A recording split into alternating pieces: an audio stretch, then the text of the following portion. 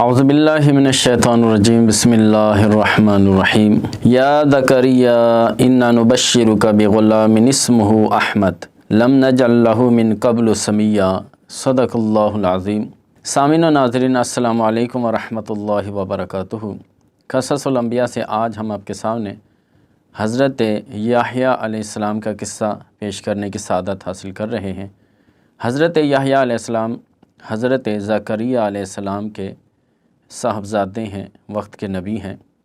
اور بہت ہی زیادہ اوصاف و کمالات کے حامل ہیں۔ ان کا ذکر بھی قرآن کریم میں موجود ہے اور ان کا زمانہ اور حضرت مریم علیہ السلام کا زمانہ ایک ہی ہے، اور اسی طرح حضرت عیسیٰ علیہ السلام کی انہوں نے بشارت دی۔ قرآن کریم میں حضرت زکریا علیہ السلام کا ذکر بھی تفصیل سے موجود ہے کہ جب آپ بڑھاپے کے عالم میں ہوئے اور آپ نے جو ہے اولاد کی طلب کی تو اللہ تعالیٰ نے آپ کو اولاد کی بشارت دی، اور قرآن کریم میں فرمایا یا زکریا انا نبشرک، اے زکریا ہم آپ کو خوشخبری دے رہے ہیں بغلام، ایک ایسے بیٹے کی اسمہ یحییٰ، جس کا نام یحییٰ ہم نے رکھا ہے۔ یعنی حضرت یحییٰ علیہ السلام وہ نبی ہیں جن کا نام اللہ تعالیٰ نے خود چنا اور رکھا، اور آپ کی پیدائش سے قبل ہی آپ کا نام آپ کے والد گرامی کو عطا فرما دیا۔ تو آپ کو اس بات پہ بڑا تعجب ہوا کہ میں بھی بڑا ہوں اور میری بیوی بانجھ ہو چکی ہے، یعنی اب وہ اولاد جننے کے قابل نہیں ہے۔ تو آپ نے یہ بھی عرض کی ربی انا یکون لی غلام وکانت امرأتی عاقرا،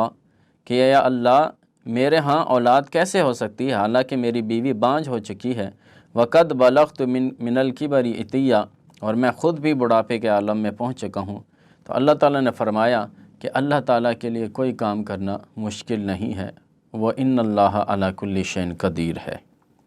اور اس طرح پھر حضرت یحییٰ علیہ السلام کی ولادت ہوئی۔ تو حضرت یحییٰ علیہ السلام کو اللہ تعالیٰ نے بہت ہی زیادہ اوصاف و کمالات عطا فرمائے۔ بچپن میں ہی آپ کھیل کود سے پرہیز کیا کرتے تھے اور عبادت الہی میں ہی مصروف رہا کرتے تھے، حتیٰ کہ بچپن میں ہی آپ کو اللہ تعالیٰ نے وہ جذبہ عشق عطا فرمایا تھا کہ والد گرامی جب بنی اسرائیل کو تبلیغ فرماتے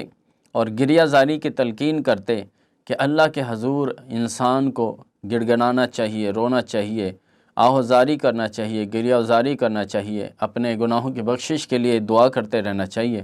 تو اس نصیحت کا اتنا اثر ہوا کہ حضرت یحییٰ علیہ السلام بہت ہی زیادہ گریہ و زاری کیا کرتے تھے، حتیٰ کہ کئی دن آپ گھر سے لاپتہ ہو جاتے، اور جب آپ کو تلاش کیا جاتا تو جنگل میں ویرانوں میں آپ کو روتا ہوا پایا جاتا۔ حضرت یحییٰ علیہ السلام جن کے اوصاف کو اللہ تعالیٰ نے اس طرح بھی بیان فرمایا وَآتَيْنَاهُ الْحُكْمَ صَبِيًّا، کہ ہم نے بچپن میں ہی آپ کو بڑی دانائی عطا فرما دی تھی، وَحَنَانًا مِن لَدُنَّا وَزَكَاةً، اور ان کو اپنی جناب سے بڑی نرمی بھی عطا فرمائی اور پاکیزگی بھی عطا فرمائی، وَكَانَ تَقِيًّا، اور وہ بہت ہی زیادہ متقی اور پرہیزگار تھے، وَبَرًّا بِوَالِدَيْهِ، اور اپنے والدین پہ بہت ہی زیادہ احسان کرنے والے، نیکی کرنے والے تھے، وَلَمْ يَكُنْ جَبَّارًا عَصِيًّا، اور وہ بالکل بھی سخت مزاج بھی نہ تھے اور نہ ہی نافرمانی کرنے والے تھے۔ سلام علیہ یوم ولدہ، فرمایا یہ حضرت یحییٰ علیہ السلام پر سلام ہو جس دن وہ پیدا ہوئے، ویوم یموت، اور جس دن ان کی وفات ہوگی، ویوم یبعث حیا، اور جس دن ان کو دوبارہ مبعوث کیا جائے گا کل بروز قیامت۔ ان کے لمحے لمحے پر، ان کی زندگی پر، ان کے تمام عمر پر سلام ہی سلام ہے، سلامتیاں ہی سلامتیاں ہیں۔ یقیناً انبیاء کرام اس لائق ہوتے ہیں کہ ان پر لمحہ بلمحہ درود و سلام کے نذرانے بھیجنے چاہیے، اور یہی اہل سنت والجماعت اس چیز کی تعلیم و تلقین کرتے ہیں کہ ہمیں بھی اپنے نبی علیہ الصلاۃ والسلام پر کثرت سے درود و سلام کے تحفے بھیجنے چاہیے، کیونکہ یہ اللہ کا حکم بھی ہے، اور انبیاء اس لائق ہوتے ہیں کہ ان کو دعاؤں میں یاد رکھا جائے، درود و سلام میں یاد رکھا جائے، بالخصوص نبی مکرم جن پر درود و سلام اللہ تعالیٰ کی بھی صفت خاصہ ہے، فرشتے بھی آپ پر درود و سلام بھیجتے ہیں، اور ایمان والوں کو بھی مخاطب کیا گیا کہ تم بھی نبی مکرم پر خوب درود و سلام بھیجا کرو۔ تو حضرت یحییٰ علیہ السلام کے وصف میں سے یہ بھی بیان ہوا کہ آپ والدین کے ساتھ حسن سلوک کیا کرتے تھے، اور یہی تعلیم ہوتی ہے انبیاء کے قصوں میں کہ اللہ تعالیٰ سے ہمیں دعا کرنی چاہیے کہ یا اللہ جس طرح انبیاء کرام نے خود کر کے دکھایا اور ان کی تعلیمات ہیں، ان کے صدقے ہمیں بھی نیکی کرنے کی توفیق عطا فرما، اور بالخصوص جو اوصاف حمیدہ ہیں حضرت یحییٰ علیہ السلام کے کہ آپ کے اندر خشیت الہی تھی، تقوی اور پرہیزگاری تھی، والدین کے ساتھ حسن سلوک کرنے کا جذبہ، یا اللہ یہ جذبے ہمیں بھی عطا فرما۔ پھر یہ کہ انبیاء کرام کو آزمائشوں سے بھی گزرنا پڑتا ہے، تو بنی اسرائیل نے جس طرح انبیاء کرام پر ظلم کیے، ان میں سے یحییٰ علیہ السلام بھی ہیں کہ یحییٰ علیہ السلام کو بھی ظلماً شہید کیا گیا، صرف ایک عورت کی فرمائش پر۔ وہ جو ایک فاحشہ عورت تھی جس نے وقت کے بادشاہ کو اپنے آپ سے پہلے لبھایا، اور جب وہ بادشاہ اس پر عاشق ہو گیا تو کہنے لگی کہ میری صرف ایک ہی فرمائش پوری کر دو تو میں تم سے شادی کروں گی۔ تو بادشاہ نے کہا کیا فرمائش ہے؟ کہنے لگی مجھے فلاں شخص یعنی حضرت یحییٰ علیہ السلام کا سر چاہیے، معاذ اللہ ثم معاذ اللہ۔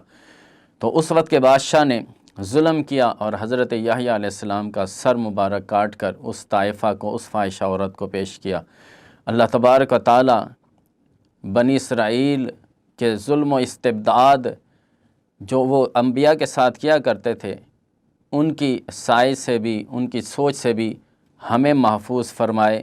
اور نیک لوگوں کے ساتھ حسن سلوک کرنے کی ہمیں توفیق عطا فرمائے۔ نیک لوگوں کا، انبیاء اولیاء کا، صحابہ کرام کا، اہل بیت کا ادب و احترام کرنے والے لوگ ہی کامیاب ہوتے ہیں۔ اللہ تبارک و تعالی ہمیں ان قصوں کی برکتیں عطا فرمائے۔ وما توفیقی الا باللہ۔ السلام علیکم ورحمۃ اللہ وبرکاتہ۔